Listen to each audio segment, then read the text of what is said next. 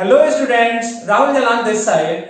आज के लेक्चर में हम लोगों को ऑस्मोटिक प्रेशर के बारे में जानना है, लेकिन ऑस्मोटिक प्रेशर को जानने के पहले जरूरी होता है, ये आवश्यक है कि हम लोग जाने कि what is semi permeable membrane, कि सेमी परमेबल मेम्ब्रेन जो है वो क्या है, इसे सबसे पहले हम लोग जान लेते हैं। तो सबसे पहले आप लोग हेडिंग देके लिखो what is semi permeable membrane. Heading देके लिखो semi permeable membrane.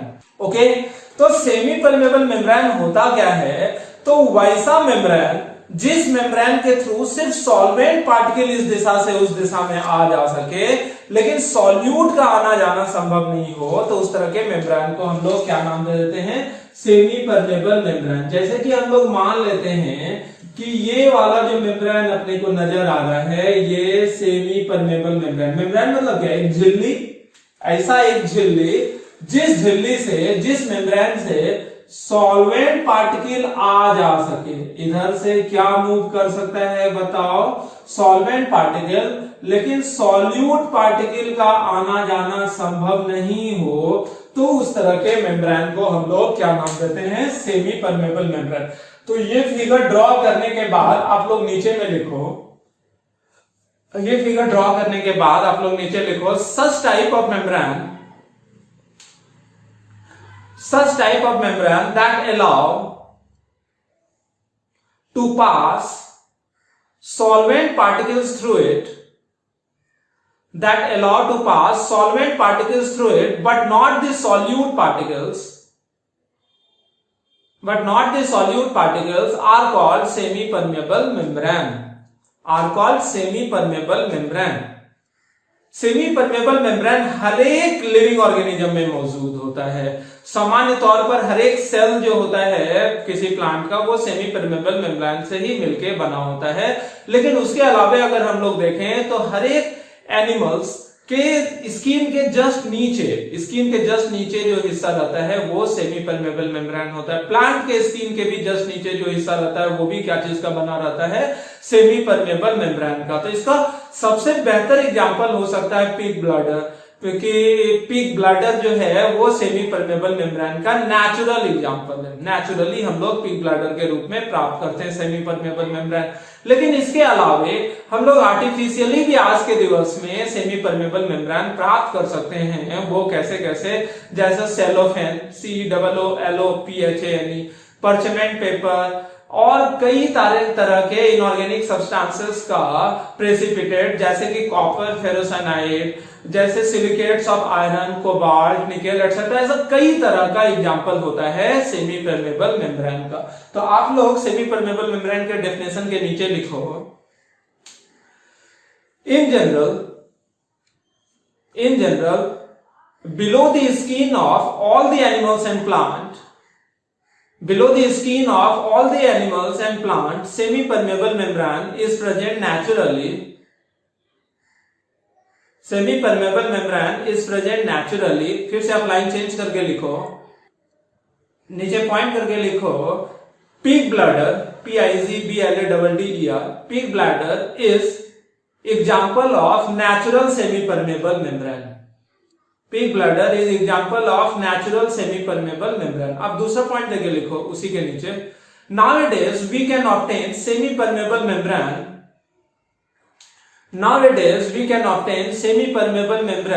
in various manner artificially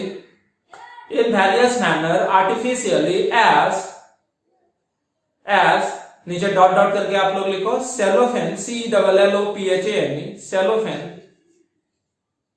उसके नीचे दूसरा डॉट करके लिखो parchment paper, PERCHAMENT, parchment paper, PERCHAMENT, parchment paper.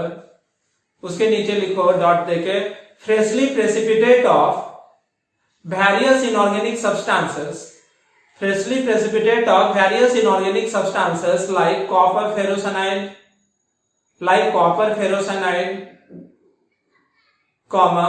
Silicates of iron, cobalt, nickel etcetera, यानी कि कई तरह का सेमी परमेबल मेम्ब्रेन होता है। लेकिन कॉमन सा बात क्या होता है? वो सारा मेम्ब्रेन अपने थ्रू सॉल्वेंट पार्टिकल को अलाउ करता है आने जाने, लेकिन सॉल्यूट पार्टिकल को नहीं। जिससे मतलब क्या जाता है कि सेमी परमेबल मेम्ब्रेन में एक स्पेसिफिक साइज का पोर्स का कलेक्शन होता होगा, यानी कि बहुत सारे पोर्स हैं जिस पोर्स से सिर्फ क्या पास हो सकता है, सॉल्वेंट पार्टिकल, लेकिन सॉल्यूट पार्टिकल पास हो पाता होगा या नहीं, बिल्कुल नहीं पास होता होगा। अब हम लोग जानते हैं कि ऑस्मोसिस क्या होता है, व्हाट इज ऑस्मोसिस। तो सबसे पहले आप लोग हेडिंग देके लिखो ऑस्मोसिस। ऑस्मोसिस और ऑस्मोटिक प्रेशर को हम लोग दो अलग अलग तरह के एग्जाम्पल से समझाने की कोशिश करते हैं। ओके, तो सबसे पहले हम लोग देखते हैं कि एक थिसल फनेल, ये उल्टा थिसल फनेल है। This type of funnel is called thistle funnel. This is thistle funnel, लेकिन उल्टा, यानी कि ये हिस्सा सामान्य तौर पर नीचे रहता है, लेकिन यहां पर हम लोग इस हिस्से को नीचे और इस हिस्से को ऊपर रखे हैं। फनेल में क्या होता है, ये वाला हिस्सा ऊपर रहता है, ये वाला हिस्सा नीचे, लेकिन यहाँ पर इसको हम लोग नीचे रखे हुए, ठीक है। और यहाँ पर हम लोग ने ये लगा दिया, this is what, this is semi permeable membrane. समझने की कोशिश करना, ये जो लगा दिया है हम लोगों ने, ये क्या लगाया हुआ है, this is semi permeable membrane, this is semi permeable membrane. Represent ऐसे किए, ऐसा होता नहीं है कि कोई जैसे पिग ब्लडर हम लोग यहाँ लगा दिए और इसमें कोई सॉल्यूशन हम लोग रख दिए, जैसे कॉपर सल्फेट का सॉल्यूशन हम लोग रख दिए यहाँ पर। This is the solution of any particular solute. तो कॉपर सल्फेट इसलिए रखें कि अपने को दिखे कि यहाँ पर ये ब्लू कलर का है। ओके, कोई और भी आप रख सकते हो, सॉल्ट सॉल्यूशन, शुगर सॉल्यूशन, कोई भी सॉल्यूशन हम लोग यहाँ पर रख दिए थिसल फनेल में। और ये पूरा सिस्टम जो है सेम सॉल्वेंट के टब में हम लोग डुबा के रखे हुए। ध्यान से समझना स्टूडेंट इस एक्सपेरिमेंट को। इसमें क्या है कि जैसे कॉपर सल्फेट है, तो इस कॉपर सल्फेट के सॉल्यूशन को या कोई भी सॉल्यूट के सॉल्यूशन को उसी सॉल्वेंट के टब में हम लोग डालकर रख दिया। ओके, जैसे कॉपर सल्फेट का सॉल्यूशन है पानी में, तो ये कॉपर सल्फेट का सॉल्यूशन है, दिस इज सॉल्यूशन। आप समझना इसको, ये सॉल्यूशन है। मान लो पानी में बना के रखे हैं सॉल्यूशन, तो यहां जो बाहर में ये है, ये प्योर सॉल्वेंट है। ये क्या चीज है, प्योर सॉल्वेंट। मान लो जैसे कोई दूसरा सॉल्यूट है, उसको बेंजीन सॉल्वेंट में घुला के हम लोग ये सॉल्यूशन तैयार किए हैं, तो यहाँ जो बाहर हम लोग रखे हुए हैं ये बेंजीन ही होना चाहिए। ओके, तो अब जो है हम लोग किसी सॉल्यूशन को उसी सॉल्वेंट में डाल के रखे हैं। और यहाँ पर आप गौर करो, यहाँ तो ग्लास है, तो ग्लास सरफेस से ही सेपरेटेड। यहाँ पर सॉल्वेंट और ये सॉल्यूशन, ये सॉल्वेंट और ये सॉल्यूशन किस चीज से सेपरेटेड है, ये सेपरेटेड है सेमी परमेबल मेम्ब्रेन से। ओके, अब जब हम लोग गौर करेंगे, ऐसा हम लोग छोड़ देंगे, तो एक नेचुरल फेनोमेनन होगा। नेचुरल फेनोमेनन क्या होगा कि अपने आप सॉल्वेंट जो है इस सेमी परमेबल मेम्ब्रेन के थ्रू इस सॉल्यूशन में जाना शुरू होगा अपने आप। यहां पर कोई एक्सटर्नल एजेंट काम नहीं कर रहा है, ये अपने आप ये सॉल्वेंट पार्टिकल सॉल्यूशन में जाना शुरू होगा और जाएगा। तो ऑब्वियस सी बात है कि इसका हाइट जो है वो राइज होगा या फॉल होगा, राइज हो रहा है, राइज हो रहा है। आप गौर से देखना, समझना, अपने आप सॉल्यूशन इधर जा रहा है, किधर से किधर जा रहा है, सॉल्वेंट पार्टिकल सॉल्वेंट साइड से सॉल्यूशन साइड जाने लगेगा, जिस वजह से सॉल्यूशन साइड इस कॉलम में सॉल्यूशन का लेवल राइज होते जाएगा। राइज होगा तो एक हाइड्रोस्टेटिक प्रेशर भी डेवलप होगा, तो इस वजह से एक सर्टेन हाइट पर जाके ये प्रक्रिया रुक जाता है। तो ये जो सॉल्वेंट सॉल्यूशन साइड जाना अपने आप शुरू किया, तो इसी प्रोसेस को ही हम लोग बोल देते हैं स्टूडेंट, क्या बोल देते हैं, ऑस्मोसिस। ओके, तो इस प्रक्रिया को हम लोग क्या नाम देते हैं, ऑस्मोसिस। यानी कि नेचुरल ऑस्मोसिस जो होता है वो हमेशा सेमी परमेबल मेम्ब्रेन के थ्रू होता है, जो कि जिसमें कि ये मूव करता है सॉल्वेंट साइड से सॉल्यूशन साइड। ओके स्टूडेंट, अब यहाँ पर हम चीजों को समझते हैं कि ऐसा होता क्यों है, ऐसा होता क्यों। सबसे पहला क्वेश्चन तो ये नहीं राइज होता है कि ऐसा क्यों होने लगा। तो यहाँ पर भी इस चीज का एक्सप्लेनेशन वेपर प्रेशर के अकॉर्डिंग ही हम लोग दे सकते हैं। वो कैसे, आप गौर से देखो कि यहाँ पर जो सॉल्वेंट था, यहाँ मैं दोबारा बना रहा हूं, इसी चीज को मैं दोबारा बना रहा हूं रफ में, आप ध्यान से समझना कि यहाँ जो था ये सॉल्यूशन था। ओके, ये जो है इस थिसल फनेल के अंदर ये क्या चीज मौजूद है, बताओ, थिसल फनेल के अंदर सॉल्यूशन मौजूद है, और बाहर में जो है, बाहर में क्या चीज मौजूद है, सॉल्वेंट। आप ध्यान से देखना और समझना कि सॉल्वेंट जो है ये बाहर में, सॉल्वेंट का वेपर प्रेशर कितना होगा, P0, और ये जो सॉल्यूशन इसी सॉल्वेंट का सॉल्यूशन है, तो यहाँ पर जो वेपर प्रेशर होगा that is P। P0 is vapour pressure of solution and P is vapour pressure of this particular solvent. तो अब आप समझो कि पी नॉट और पी में कौन ज्यादा है, तो ये हम लोगों ने कई बार देख चुका है, पी नॉट यानी कि प्योर सॉल्वेंट का वेपर प्रेशर सॉल्यूशन से हमेशा ज्यादा होगा। तो चूंकि प्योर सॉल्वेंट का वेपर प्रेशर ज्यादा है यानी कि सॉल्वेंट साइड का प्रेशर ज्यादा है, तो इधर से ज्यादा दबाव लगेगा। दबाव ज्यादा लगने के वजह से सॉल्वेंट पार्टिकल का मूवमेंट किस दिशा से किस दिशा में होगा, सॉल्वेंट साइड से solution side. And this is the reason of natural osmosis. और नेचुरल ऑस्मोसिस 100% श्योर किस दिशा से किस दिशा में होता है, सॉल्वेंट साइड से सॉल्यूशन साइड। तो ऑब्वियस सी बात है, इधर प्रेशर कम था तो इधर प्रेशर ज्यादा था, तो ऑस्मोसिस जैसे इधर होने लगेगा तो इधर का प्रेशर भी बढ़ना शुरू होगा, क्योंकि इधर से जैसे लिक्विड राइज होगा तो लिक्विड राइज होने की वजह से एक हाइड्रोस्टेटिक प्रेशर डेवलप होगा और एक सर्टेन हाइट पर जाकर रुक जाएगा। ये जो है एक सर्टेन हाइट पर जाके रुक गया। मान लेते हैं ये हाइट जो है यहाँ पर वो कितने के बराबर है, h के बराबर। वो सर्टेन हाइट जो है वो हम लोग कितना देख लिए हैं स्टूडेंट, ये सर्टेन हाइट जो है h, जहां पर जाके ये ऑस्मोसिस का प्रक्रिया रुक जाता है। ऑस्मोसिस का प्रक्रिया रुक जाने से क्या मतलब जाता है, ऑस्मोसिस का प्रक्रिया रुक जाने से मतलब जाता है कि इस स्थिति में यानी कि जब ऑस्मोसिस का प्रोसेस रुक गया तो उस वक्त इस साइड का प्रेशर और इस साइड का प्रेशर बराबर हो गया होगा। वो कैसे, इस साइड का वेपर प्रेशर कितना था, प्योर सॉल्वेंट का वेपर प्रेशर पी नॉट, और इस साइड का वेपर प्रेशर कितना था स्टूडेंट, इस साइड का वेपर प्रेशर जो था that is equals to P। P is what, this is the vapour pressure of solution. Actually यहाँ पर मैं ये भी थोड़ा सा हिंट कर दूं कि ये जो वेपर प्रेशर P है, जो हम लोग ओरिजिनली जो सॉल्यूशन लिए थे उससे थोड़ा कम होगा या ज्यादा होगा, यानी कि उसके बराबर पक्का नहीं होगा। क्यों, क्योंकि इधर से सॉल्वेंट जैसे इसमें जाने लगा तो सॉल्वेंट जाने की वजह से जो हम लोग शुरुआत में जो सॉल्यूशन लिए थे उस सॉल्यूशन का कंसंट्रेशन घटेगा, कंसंट्रेशन घटेगा तो वेपर प्रेशर थोड़ा बढ़ जाएगा। फिर भी हम लोग चूंकि ये कॉलम की मोटाई बहुत ज्यादा नहीं है तो इसलिए हम लोग मानते हैं कि यहाँ पर बहुत ज्यादा पानी नहीं गया है, इसलिए डाइल्यूशन भी बहुत ज्यादा नहीं हुआ, तो concentration will become almost constant. तो उस स्थिति में वेपर प्रेशर हम लोग लगभग उतना ही मान के काम चला रहे। तो अब आप जानो कि यहाँ का प्रेशर और यहाँ का प्रेशर सेम, हॉरिजॉन्टल लाइन पर का प्रेशर सेम होना चाहिए। तो यहाँ का प्रेशर कितना है स्टूडेंट, पी नॉट, ओके, यहाँ का प्रेशर कितना है पी नॉट, और इस पॉइंट का सेम हॉरिजॉन्टल लाइन पर का प्रेशर यहाँ पर कितना हो जाएगा, यहाँ पर प्रेशर जो हो जाएगा that is P plus this hydrostatic pressure is equals to P plus this hydrostatic pressure that is equals to rho ZH। rho is what, density of this particular liquid solution। अब आप जानो कि यही जो rho ZH है ना, इसी को हम लोग बोल देते हैं ऑस्मोटिक प्रेशर। शायद आप लोग समझ चुके होंगे कि ऑस्मोटिक प्रेशर क्या होता है, और ऑस्मोटिक प्रेशर को हम लोग पाई से दर्शाते हैं। तो बताओ, तो पाई इक्वल्स टू क्या हो गया, रो ZH, और यहाँ पर रो क्या है, हेयर आप लोग को लिखना है रो बराबर क्या, G बराबर क्या और H बराबर क्या। Rho is density of this solution, G is gravitational acceleration और H is height of the column of solution. Okay, तो इस तरह से हम लोग समझते हैं कि ऑस्मोसिस और ऑस्मोटिक प्रेशर क्या होता है। तो आप लोग हेडिंग देके लिखो ऑस्मोसिस, दोबारा से ऑस्मोसिस में लिखना, ये फिगर लिखने के पहले ही, अभी फिगर नहीं लिखना है। ऑस्मोसिस में लिखो आप लोग पॉइंट करके, this is a natural phenomenon, this is a natural phenomenon in which solvent particles move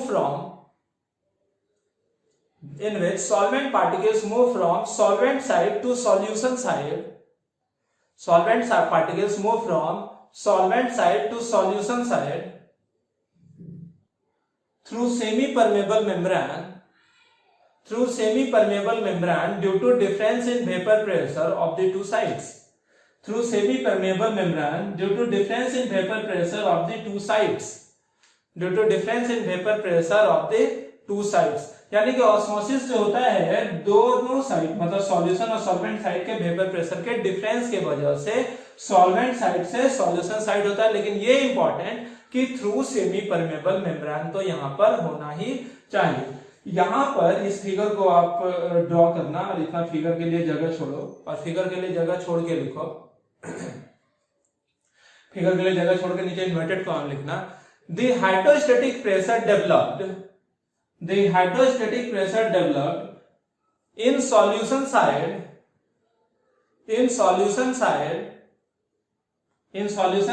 that is just sufficient in solution side that is just sufficient to stop the process of osmosis, that is just sufficient to stop the process of osmosis, that is just sufficient to stop the process of osmosis in the above experiment, in the above experiment is called osmotic pressure, is called osmotic pressure.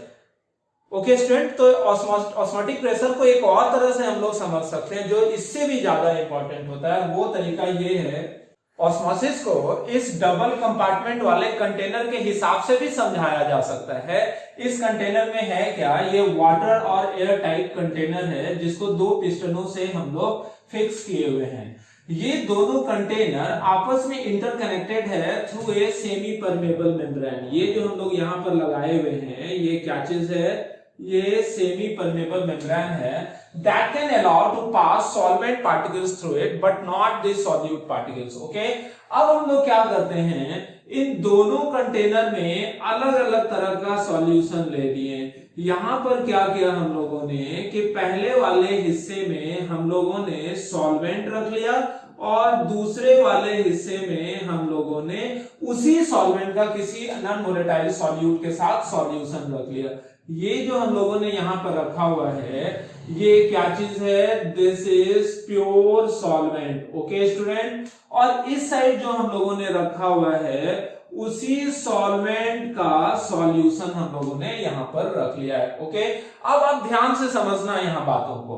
Pure solvent के side जो यहां पर vapour pressure होगा वो कितना होगा, pure solvent के side का वेपर प्रेशर P0 के बराबर होगा, लेकिन सॉल्यूशन के साइड का वेपर प्रेशर जो होगा वो जरूर से इस P0 से कम होगा जो कि P के बराबर होगा। Here P0 is vapour pressure of pure solvent, यहां पर हम लोग लिख भी लेते हैं। Here P0 बराबर vapour pressure of pure solvent. Okay student, और ये P जो है this is vapour pressure of what, this is vapour pressure of solution. अब आप बताओ कि यहां पर चूंकि P0 ज्यादा है या फिर P ज्यादा है। P0 सॉल्यूशन चैप्टर में हम लोग शुरू से पढ़े आ रहे हैं कि प्योर सॉल्वेंट का वेपर प्रेशर हमेशा सॉल्यूशन से ज्यादा होगा। तो चूंकि सॉल्वेंट का वेपर प्रेशर ज्यादा है इस वजह से इस साइड से ज्यादा दबाव लगेगा। इस ज्यादा दबाव के वजह से यहां पर सॉल्वेंट पार्टिकल का मूवमेंट होगा किस दिशा में, सॉल्यूशन साइड में। और इसी प्रोसेस को हम लोग क्या नाम दे देते हैं स्टूडेंट, ऑस्मोसिस। ओके, इसी प्रक्रिया को हम लोग नाम क्या दे देते हैं, ऑस्मोसिस। ऑस्मोसिस में क्या होता है, सॉल्वेंट पार्टिकल का मूवमेंट होता है solvent solution side through semi permeable membrane. Solvent particle का मूवमेंट होता है सेमी परमेबल मेम्ब्रेन के थ्रू सॉल्यूशन साइड, और इसी प्रोसेस को स्टूडेंट हम लोग नाम दे देते हैं क्या, ऑस्मोसिस। यानी कि this is the process of osmosis. Osmosis हुए जा रहा है, हुए जा रहा है। अब आप समझना यहां बातों को, जैसे ऑस्मोसिस होगा तो वाटर का मूवमेंट इस दिशा में हो रहा है या जो भी सॉल्वेंट है उसका मूवमेंट इस दिशा में हो रहा है। जैसे सॉल्वेंट पार्टिकल का मूवमेंट इस दिशा में होगा तो ये पिस्टन जो कि फ्रिक्शनलेस पिस्टन है ये ऊपर जाना चाहेगा या फिर नीचे जाना चाहेगा। ऑब्वियस सी बात है, ये जो फ्रिक्शनलेस पिस्टन है ये ऊपर मूव करना चाहेगा। लेकिन अगर हम लोग यहां पर एक बात बताएं, और वो बात ये है कि अगर हम लोग इस पिस्टन को ऊपर नहीं जाने दें तो वाजिब है ऊपर से एक्सटर्नल एजेंट यानी कि हम लोगों को कुछ प्रेशर लगाना होगा। तो एक्सटर्नल एजेंट के द्वारा लगाया गया वो minimum pressure on the piston of solution side to just stop the process of osmosis is called osmotic pressure. Okay, यानी कि इस सॉल्यूशन का ऑस्मोटिक प्रेशर क्या होगा, इस ऑस्मोसिस के प्रोसेस को रोकने के लिए, इस ऑस्मोसिस के प्रोसेस को रोकने के लिए सॉल्यूशन साइड के पिस्टन पर जितना मिनिमम प्रेशर एक्सटर्नल एजेंट के द्वारा लगाया जाएगा उस एक्सटर्नल प्रेशर को ही स्टूडेंट हम लोग क्या नाम देते हैं, ऑस्मोटिक प्रेशर। ओके स्टूडेंट्स, अब हम लोग समझते हैं बातों को। होता क्या होगा यहां पर कि यहां पर होता होगा कि जैसे जैसे नेचुरल, अभी हम बात कर रहे हैं यहां पर एक्सटर्नल एजेंट के द्वारा प्रेशर नहीं लगाया गया, सब कुछ फ्री है, तो सब कुछ फ्री है, तो चूंकि सॉल्वेंट साइड ज्यादा वेपर प्रेशर है, इधर से दबाव ज्यादा लगेगा, तो सॉल्वेंट पार्टिकल ऑटोमेटिकली इधर मूव होगा, तो ये जो ऑस्मोसिस हो रहा है थ्रू सेमी परमेबल मेम्ब्रेन, ये नेचुरल फेनोमेनन होगा या इननेचुरल? तो ये नेचुरल फेनोमेनन है, यानी कि अपने आप होगा। तो ऑब्वियस सी बात है, जैसे सॉल्वेंट पार्टिकल इधर मूव करेगा, तो ये तो एयर टाइप पिस्टन है, तो सॉल्वेंट साइड पार्टिकल इधर मूव करेगा, तो वो सॉल्वेंट पार्टिकल जैसे मूव करेगा तो इस पिस्टन पर दबाव किधर लगेगा? ऊपर की तरफ। यानी कि अगर हम लोग नेचुरल ऑस्मोसिस होने दें तो पिस्टन ऊपर जाने लगेगा, लेकिन अगर हम लोग एक्सटर्नल एजेंट के द्वारा इस पिस्टन पर कुछ प्रेशर लगाएंगे, दबाव लगाएंगे, तो क्या होगा कि इधर ऑस्मोसिस का प्रक्रिया रुकना शुरू हो जाएगा। तो एक सर्टेन मिनिमम प्रेशर होता होगा, जो मिनिमम प्रेशर हम लोग सॉल्यूशन साइड के पिस्टन पर लगाएं तो ये ऑस्मोसिस का प्रक्रिया रुक जाए, just stop the process of osmosis. उसी मिनिमम प्रेशर को हम लोग क्या नाम दे देते हैं स्टूडेंट? Osmotic pressure. तो आप लोग क्या करो, ये फिगर के लिए जगह छोड़ो और फिर से लिखो, यहां पर इस फिगर के लिए जगह छोड़कर आप लोग यहां पर लिखो, इफ we take, पॉइंट करके लिखना है, if we take any particular solvent and its solution, any particular solvent and its solution with some non-volatile solute, with some non-volatile solute in a container of double compartment, in a container of double compartment and separated apart through a semi-permeable membrane, and separated apart through a semi-permeable membrane, then naturally the solvent particles move from solvent side to solution side, which is called the process of osmosis, that is natural phenomenon,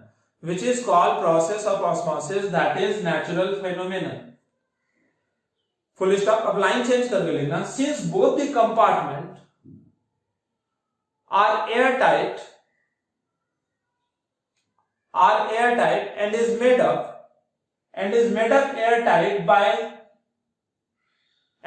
up airtight by frictionless piston, on the two compartments, so that during the process of natural osmosis,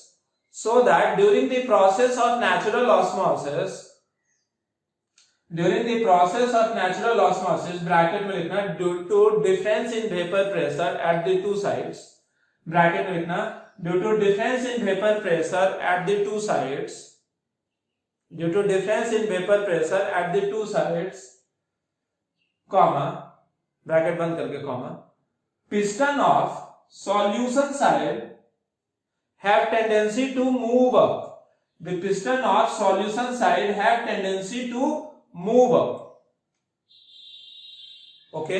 अब आप फिर से line change करके अब inverted comma में लिखो, the minimum pressure exerted on the piston of solution side, on the piston of solution side to just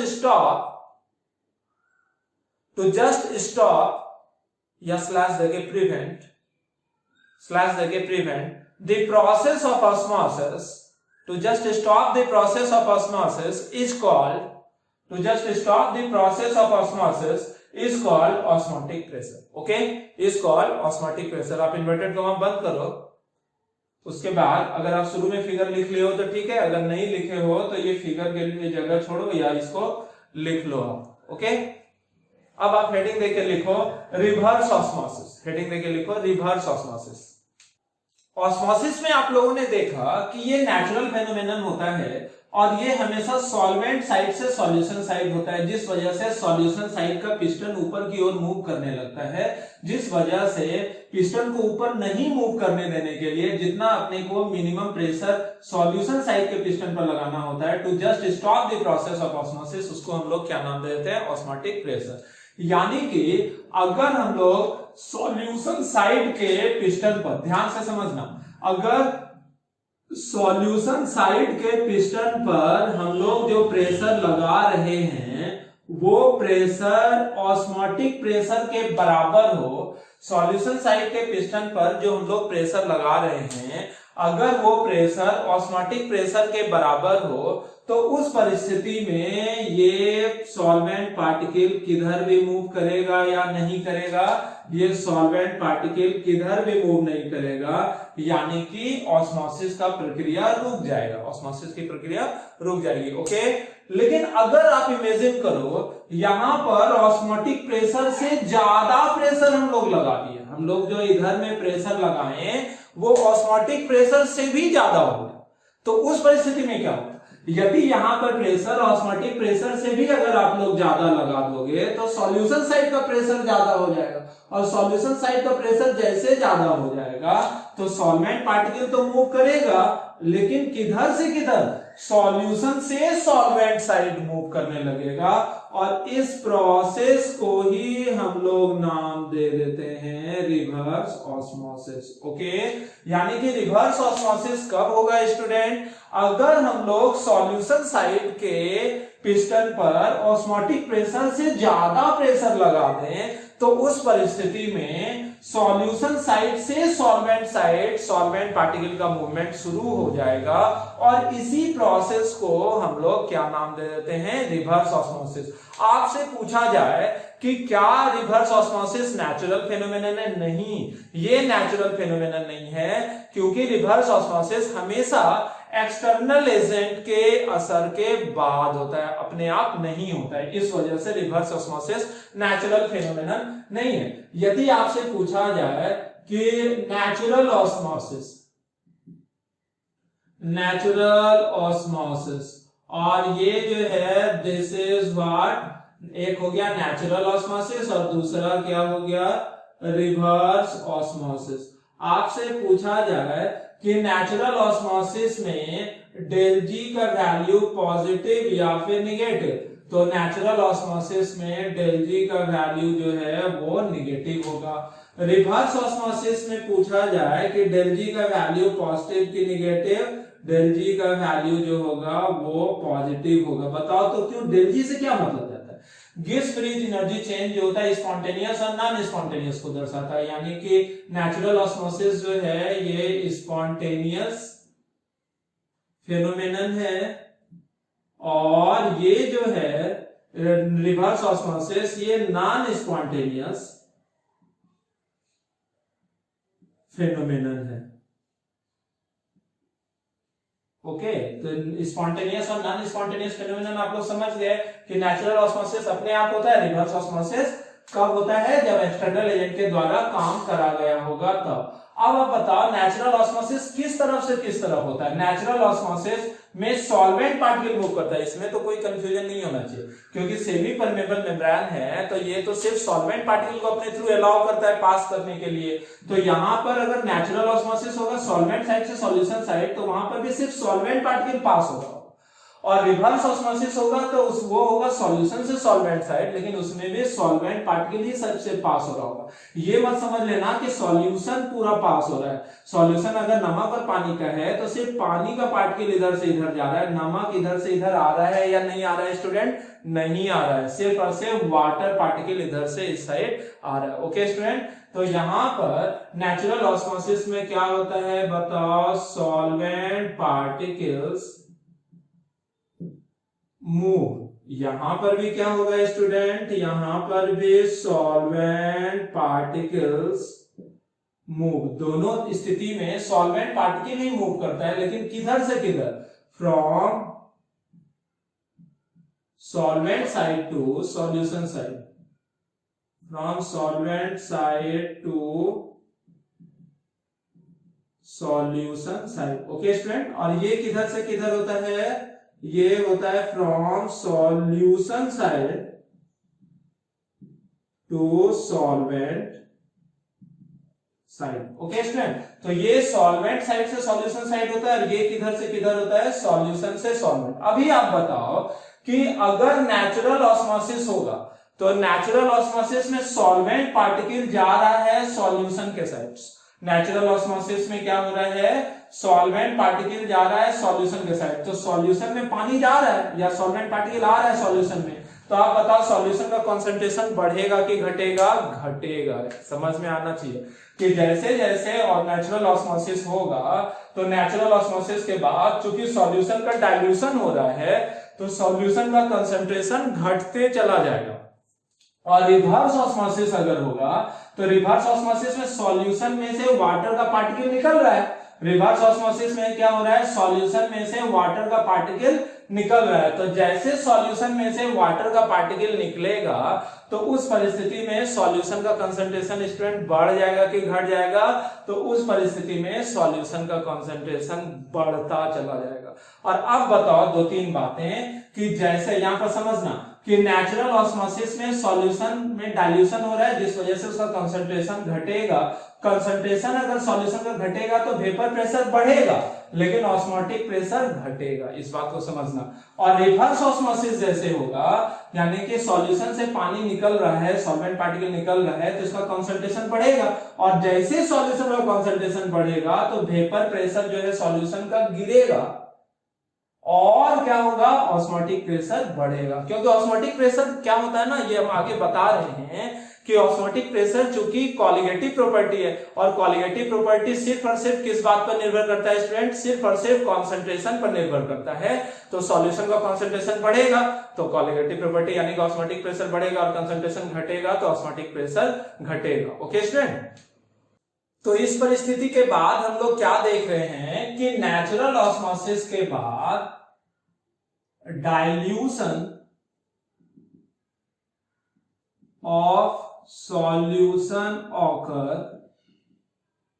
solution का dilution हो रहा है, सो कॉन्सेंट्रेशन ऑफ सॉल्यूशन डिक्रीजेस की इंक्रीजेस, डिक्रीजेस। ओके, तो सॉल्यूशन का कंसंट्रेशन जैसे घटेगा तो क्या हो जाएगा स्टूडेंट, आप बात को समझो, कंसंट्रेशन ऑफ सॉल्यूशन घटा सो vapour pressure of solution increases. Okay, क्योंकि वेपर प्रेशर कंसंट्रेशन के इनवर्सली प्रोपोर्शनल होता है और इसलिए ऑस्मोटिक प्रेशर यानी कि पाई ऑफ सॉल्यूशन डिक्रीजेस, यानी कि जैसे कंसंट्रेशन घटेगा तो ऑस्मोटिक प्रेशर जो है वो भी स्टूडेंट घट जाएगा। अब आप ध्यान से देखो रिवर्स ऑस्मोसिस में क्या हो रहा है, तो रिवर्स ऑस्मोसिस में कॉन्सेंट्रेशन ऑफ सॉल्यूशन इंक्रीजेस, कि सॉल्यूशन का कॉन्सेंट्रेशन बढ़ता चला जाएगा। तो सॉल्यूशन का कंसंट्रेशन बढ़ेगा तो क्या हो जाएगा, vapour pressure of solution decreases, जिस वजह से ऑस्मोटिक प्रेशर जो होगा, ऑस्मोटिक प्रेशर यानी कि पाई of solution that will increases. Okay student, तो यानी कि रिवर्स ऑस्मोसिस के बाद सॉल्यूशन का कंसंट्रेशन बढ़ जाता है जिस वजह से सॉल्यूशन का वेपर प्रेशर घटेगा और जिस वजह से ऑस्मोटिक प्रेशर जो है सॉल्यूशन का वो बढ़ जाएगा। तो इस तरह से हम लोग देखते हैं कि क्या क्या परिस्थिति में चेंजेस होता है रिवर्स ऑस्मोसिस में। रिवर्स ऑस्मोसिस को शॉर्टकट में आरओ भी हम लोग बोल देते हैं, जो कि हम लोगों के घरों में केंट या फिर जो भी वाटर प्यूरिफायर है वो इसी कॉन्सेप्ट पे काम करता है। केंट में एक सिलिंड्रिकल डब्बा बना रहता है, उस सिलिंड्रिकल डब्बे में के अंदर रोल्ड वे में सेमी परमेबल मेम्ब्रेन होता है और जब इलेक्ट्रिक मोटर के द्वारा हाई प्रेशर जो कि ऑस्मोटिक प्रेशर से ज्यादा प्रेशर होता है वो डेवलप होता है, तो जो टंकी से जो पानी आ रहा है जो कि इम्प्योर वाटर है और उसमें जो इम्प्योरिटी सॉल्यूट के रूप में मौजूद है वो सेमी परमेबल मेम्ब्रेन से पास होता है, जिससे कि सिर्फ सॉल्वेंट पार्टिकल पास हो पाया, यानी कि प्योर वाटर पास हुआ और इम्प्योरिटी वगैरह सेमी परमेबल मेम्ब्रेन में इस साइड ही रह जाता है। ओके स्टूडेंट, अब हम लोग देखते हैं कि ऑस्मोटिक प्रेशर के आधार पर सॉल्यूशन को कितने तरह से बांटते हैं। तो सबसे पहले तो आप रिवर्स ऑस्मोसिस हेडिंग में इसका डेफिनेशन लिख लो। रिवर्स ऑस्मोसिस आपने हेडिंग दे रखा है और उसके नीचे लिखना if the pressure greater than osmotic pressure, if the pressure greater than osmotic pressure is applied on the piston of solution side, on the piston of solution side, then the solvent particles move, then the solvent particles move from, then the solvent particles move from solution side to solvent side, solution side to solvent side through semi-permeable membrane, through semi-permeable membrane, which is called the phenomenon of reverse osmosis. Okay student, which is called the phenomenon of reverse osmosis. इसी प्रक्रिया को हम लोग क्या नाम देते हैं? Reverse osmosis. और उसमें ये सारी बातें आप लोग लिख लो और आप चाहो तो जस्ट इसके पहले वाला जो रिवर्स ऑस्मोसिस का वो फिगर था आप लोग वो फिगर भी यहाँ पर नोट डाउन कर सकते हो. अब आप लिखो हेडिंग देके types of solution on the basis of osmotic pressure. Types of solution on the basis of osmotic pressure. ये सारा कुछ लिखने के बाद ऑस्मोटिक प्रेशर के आधार पर हम लोग सॉल्यूशन को तीन तरह से बांटते हैं. आइसोटोनिक सॉल्यूशन, हाइपोटोनिक सॉल्यूशन और हाइपरटोनिक सॉल्यूशन. तो सबसे पहले आप लिख लो कि on the basis of osmotic pressure we can classify, on the basis of osmotic pressure we can classify, on the basis of osmotic pressure we can classify the solutions, we can classify the solutions, we can classify the solutions as the following types, as the following types, as the following types. वो क्या क्या हम लोग solution को classify कर सकते हैं? तो आप लोग नीचे पॉइंट पॉइंट करके लिखो. Isotonic solution, isotonic solution. उसके नीचे लिखना hypotonic solution, HYPOTONIC, hypotonic solution. और उसके नीचे लिखना हाइपरटोनिक सॉल्यूशन. ओके, उसके नीचे आप लोग लिखो HYPER, हाइपरटोनिक सॉल्यूशन. यानी कि सॉल्यूशंस को हम लोग तीन तरीके से बांट सकते हैं. वो क्या क्या? आइसोटोनिक सॉल्यूशन, हाइपोटोनिक सॉल्यूशन और हाइपरटोनिक सॉल्यूशन. ये रियल में कोई क्लासिफिकेशन नहीं है. ये दरअसल हम लोग सॉल्यूशन को एक दूसरे से कंपेयर करके लिखते हैं. ये हम लोग करते कैसे हैं? सॉल्यूशन को एक दूसरे से कंपेयर करके. जैसे कि ये कोई दो सॉल्यूशन है, ये दो सॉल्यूशन है और इन दोनों सॉल्यूशन की ऑस्मोटिक प्रेशर दी गई है और पहले की ऑस्मोटिक प्रेशर है π1 और दूसरे सॉल्यूशन की ऑस्मोटिक प्रेशर है π2. This is solution 1 and this is solution 2. ये जो दो सॉल्यूशन है, इन दोनों सॉल्यूशन जो है, इन दोनों सॉल्यूशन की ऑस्मोटिक प्रेशर दी गई है π1 और π2. आप लोगों को क्लासिफाई करना है इन दोनों सॉल्यूशंस को कैसे कैसे कि आइसोटोनिक और हाइपोटोनिक और हाइपरटोनिक सॉल्यूशन कैसे कैसे होता है. ओके स्टूडेंट, तो सबसे पहले ये फिगर आप लोगों को लिखना है. ये दोनों फिगर लिखने के बाद आप लोग लिखो हेडिंग देके आइसोटोनिक सॉल्यूशन. लिखने के पहले समझ लेते हैं कि ये तीनों होता क्या है. अगर कोई ऐसा सॉल्यूशन है जिसमें कि दोनों का ऑस्मोटिक प्रेशर एक दूसरे के बराबर है तो बस उसी को बोल देंगे आइसोटोनिक सॉल्यूशन. ओके स्टूडेंट, यानी कि इफ π1 इज इक्वल्स टू π2, यानी कि दो सॉल्यूशन है और दोनों की ऑस्मोटिक प्रेशर बराबर है. दो सॉल्यूशन है और दोनों की ऑस्मोटिक प्रेशर बराबर है, यानी कि π1 इज इक्वल्स टू π2 है. तो उस परिस्थिति में इन दोनों सॉल्यूशन को हम लोग क्या बोलेंगे? Isotonic solution. Okay, what is isotonic solution? कि वैसा सॉल्यूशन जिसमें ऑस्मोटिक प्रेशर बराबर हो. अब मान लो कि यदि ऐसा सॉल्यूशन है जिसमें π1 इज ग्रेटर देन π2 है, यानी कि ये इसका इस सॉल्यूशन का ऑस्मोटिक प्रेशर ज्यादा है, इस सॉल्यूशन का ऑस्मोटिक प्रेशर कम है. तो जिस सॉल्यूशन का ऑस्मोटिक प्रेशर ज्यादा होता है उस सॉल्यूशन को हम लोग दूसरे के रेस्पेक्ट में हाइपरटोनिक सॉल्यूशन बोलते हैं. ओके, और वो सॉल्यूशन जिसका ऑस्मोटिक प्रेशर कम है उसको किसी नेक्स्ट के रिस्पेक्ट में हाइपोटोनिक सॉल्यूशन बोलते हैं। यानी कि कंपैरिजन के लिए दरअसल हम लोग आइसोटोनिक, हाइपरटोनिक और हाइपोटोनिक मानते हैं ये शब्द। जैसे दो सॉल्यूशन है, दोनों की ऑस्मोटिक प्रेशर बराबर, तो हम लोग दोनों सॉल्यूशन को आइसोटोनिक सॉल्यूशन बोलेंगे। और अगर दो सॉल्यूशन है, दोनों की ऑस्मोटिक प्रेशर अलग अलग है, तो उस परिस्थिति में जिसका ऑस्मोटिक प्रेशर ज्यादा होगा उसको हम लोग बोलेंगे hypertonic solution with respect to कम ऑस्मोटिक प्रेशर वाले सॉल्यूशन के। और जिसका ऑस्मोटिक प्रेशर कम होगा उसको हम लोग बोलेंगे hypotonic solution with respect to ज्यादा ऑस्मोटिक प्रेशर वाले सॉल्यूशन के।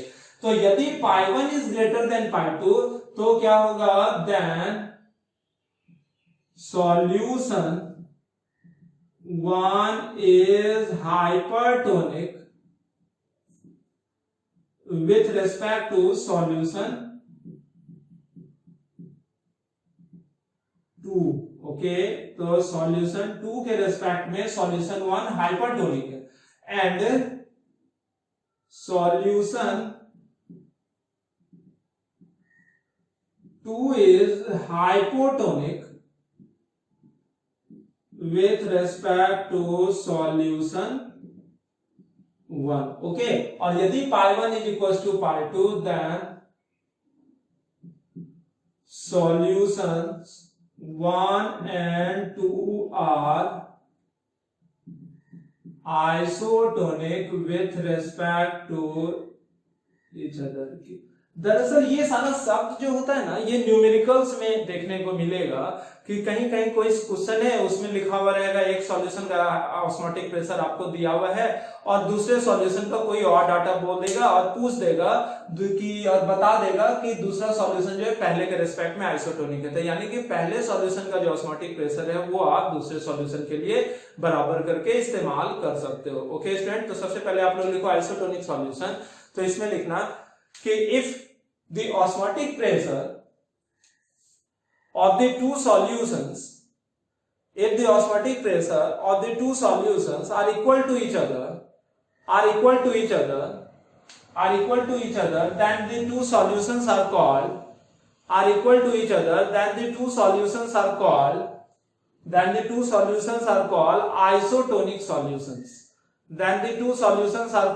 isotonic solutions with respect to each other।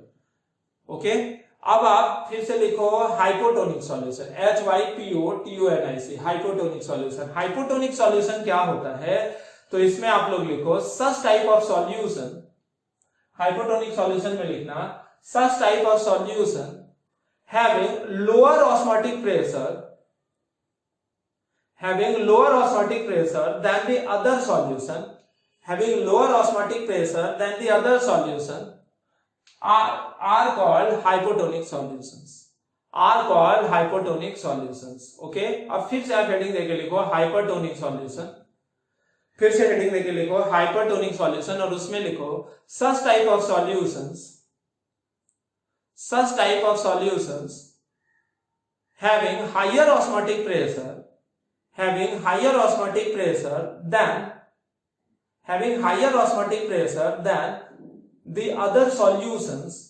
than the other solutions are called hypertonic solutions। अब हम लोग बात करते हैं दो सॉल्यूशंस की डिफरेंट कंसंट्रेशन की, जिसको हम लोग सेपरेट किए हुए हैं सेमी परमेबल मेम्ब्रेन के थ्रू। मान लेते हैं यहां पर दो सॉल्यूशन है अलग अलग कॉन्सेंट्रेशन का। ये जो सॉल्यूशन है इसका कॉन्सेंट्रेशन C1 है और ये जो सॉल्यूशन है, यानी कि दोनों साइड हम लोगों ने सॉल्यूशन ले रखा है। पहले जो हम लोगों ने इस तरह का फिगर ड्रॉ किया था वहां पर एक साइड सॉल्वेंट था, दूसरे साइड सॉल्यूशन था। यहां पर क्या किया हम लोगों ने कि सेमी परमेबल मेम्ब्रेन के थ्रू दो सॉल्यूशन को ही हम लोगों ने सेपरेट कर रखा है। तो उस परिस्थिति में ऑस्मोसिस का जो फेनोमेनन है वो किधर से किधर होगा वो हम लोगों को देखना है। ओके स्टूडेंट, तो आप लोग ध्यान से समझना। सबसे पहले तो हम लोग यहां जान लेते हैं कि यहां पर here C1 is greater than C2। Okay, यानी कि सबसे पहले तो हम लोग मान लेते हैं कि ये वाला ज्यादा कंसंट्रेशन का सॉल्यूशन है और ये वाला कम कंसंट्रेशन का सॉल्यूशन है। यानी कि इधर जो सॉल्यूशन है इसकी कंसंट्रेशन ज्यादा है और इसकी कंसंट्रेशन कम है। आपको पता होना चाहिए कि vapour pressure is inversely proportional to concentration, यानी कि जैसे किसी भी सॉल्यूशन में सॉल्यूट का मात्रा बढ़ाते जाओगे वेपर प्रेशर घटते चले जाएगा, यानी कि कंसंट्रेशन ज्यादा तो वेपर प्रेशर कम। तो अभी आप ही मुझे बता दो कि C1 और C2 में चूंकि इधर का कंसंट्रेशन ज्यादा है, इधर के सॉल्यूशन का कंसंट्रेशन कम है, तो वेपर प्रेशर किसका ज्यादा होगा? तो वेपर प्रेशर जो है वो ज्यादा होगा सेकेंड वाले का, यानी कि इस साइड के सॉल्यूशन का अगर वेपर प्रेशर P2 है और इस साइड वाले सॉल्यूशन का अगर वेपर प्रेशर P1 है, तो जिधर कम कंसंट्रेशन है तो इधर का वेपर प्रेशर ज्यादा होगा। अब आप लोग ये निर्धारित कर सकते हो कि ऑस्मोसिस का फेनोमेनन किधर से किधर होता है। तो जिधर ज्यादा वेपर प्रेशर होता है, जिधर ज्यादा वेपर प्रेशर होता है वाजिब है उधर प्रेशर ज्यादा है, तो ऑस्मोसिस इस दिशा से इस दिशा में होना है, यानी कि ये जो है ये है डायरेक्शन ऑस्मोसिस का। ओके स्टूडेंट, तो चूंकि इस साइड का वेपर प्रेशर ज्यादा है, P2 ज्यादा है P1 से, वेपर प्रेशर इधर ज्यादा है, इधर से ज्यादा दबाव लगेगा, ज्यादा दबाव लगेगा तो ऑस्मोसिस का फेनोमेनन, नेचुरल ऑस्मोसिस का फेनोमेनन इस साइड से इस साइड होना है। इस साइड मतलब लो कंसंट्रेशन से हाई कंसंट्रेशन की तरफ। अब आप लोग जानो कि ऑस्मोटिक प्रेशर जो होता है this is a colligative property. Osmotic pressure एक कॉलिगेटिव प्रॉपर्टी, और कॉलिगेटिव प्रॉपर्टी किस प्रॉपर्टी को बोलते हैं? जो कि सिर्फ सॉल्यूट के मात्रा यानी कि कंसंट्रेशन पर डिपेंड करता है, यानी कि कंसंट्रेशन अगर सॉल्यूशन का ज्यादा होगा तो कॉलिगेटिव प्रॉपर्टी यानी कि ऑस्मोटिक प्रेशर की वैल्यू भी ज्यादा होगी। तो चूंकि कंसंट्रेशन इस साइड का ज्यादा है, C1 ज्यादा है, तो वाजिब है ऑस्मोटिक प्रेशर भी किधर ज्यादा होना है, π1 इज ग्रेटर देन π2, यानी कि इस सॉल्यूशन की ऑस्मोटिक प्रेशर अगर π1 है, इस सॉल्यूशन के ऑस्मोटिक प्रेशर अगर π2 है, तो किधर का ऑस्मोटिक प्रेशर ज्यादा होगा? जिधर कंसंट्रेशन ज्यादा होगा। ओके स्टूडेंट, तो यहां से हम लोग दो तीन बातें जान सकते हैं, और वो बातें ये है कि नेचुरल ऑस्मोसिस जो होता है, natural osmosis occur from solution of, किधर से किधर हो रहा है आप बताओ? C2 से C1, C2 की कंसंट्रेशन कम है, solution of low concentration to high concentration. Okay, यानी कि लो कंसंट्रेशन से हाई कंसंट्रेशन। ऑस्मोसिस जो होता है वो किधर से किधर होता है? लो कंसंट्रेशन से हाई कंसंट्रेशन। दूसरा किधर से किधर? High vapour pressure to low vapour pressure. Solution of high vapour pressure to low vapour pressure. Okay, और किधर से किधर होता है? तो इधर से इधर, यानी कि low osmotic pressure to high osmotic pressure. Solution of low osmotic pressure to high osmotic pressure. Okay, किधर से किधर हो रहा है स्टूडेंट? लो ऑस्मोटिक प्रेशर से हाई ऑस्मोटिक प्रेशर। तो ये चीज आप लोगों को सिर्फ याद नहीं करनी है, ये वाली बात आपको ध्यान में रखना है हर क्वेश्चन को बनाते वक्त। यानी कि जैसे आप बना रहे हो क्वेश्चन तो आपको एकदम क्लियर रखना है। सेमी परमेबल मेम्ब्रेन के थ्रू अगर दो सॉल्यूशन एक दूसरे से अपार्ट है, सेपरेटेड है, तो ऑस्मोसिस किधर से किधर होना है? लो कंसंट्रेशन वाले सॉल्यूशन से हाई कंसंट्रेशन वाले की तरफ, हाई वेपर प्रेशर से लो वेपर प्रेशर की तरफ, और लो ऑस्मोटिक प्रेशर से हाई ऑस्मोटिक प्रेशर की तरफ ऑस्मोसिस का फेनोमेनन होता है। ओके, और ऐसा इस वजह से होता है क्योंकि दुनिया का नेचुरल फेनोमेनन ये होता है कि नेचुरल फेनोमेनन के बाद हर चीज बराबर हो जाए। यानी कि यहां पर आप देखो, इधर का कंसंट्रेशन ज्यादा है, इधर का कंसंट्रेशन कम, तो इधर से पानी निकल के इधर जाने लगेगा तो इसका कंसंट्रेशन घटेगा और इसका कंसंट्रेशन बढ़ेगा। इधर का कंसंट्रेशन ज्यादा था, इधर का कंसंट्रेशन कम था, तो आप बताओ इधर से पानी निकल के इधर जाएगा तो पानी जैसे जैसे इसमें जाएगा तो इधर का कंसंट्रेशन घटते जाएगा। इधर का कंसंट्रेशन बढ़ते जाएगा, और एक समय ऐसा आएगा जब इधर का कंसंट्रेशन और इधर का कंसंट्रेशन बराबर होगा, तो उस समय ऑटोमेटिकली वेपर प्रेशर भी बराबर हो जाएगा, ऑस्मोटिक प्रेशर भी बराबर हो जाएगा और ऑस्मोसिस का प्रक्रिया रुक जाएगा। तो इन चीजों को अगर आप गहराई से समझो तो ऑस्मोटिक प्रेशर पर किसी भी लेवल के एग्जाम का क्वेश्चन होगा तो वो आप बेहतर तरीके से समझ सकते हो। इसीलिए मैं जानबूझकर इस वाले टॉपिक को स्लो मोड में अच्छे से बारीकी से समझाने की कोशिश की है। अब हम लोग देखते हैं कि what are the different examples of osmotic pressure in our general life, जो कि हम लोग यहां वहां देखते रहते हैं। ओके।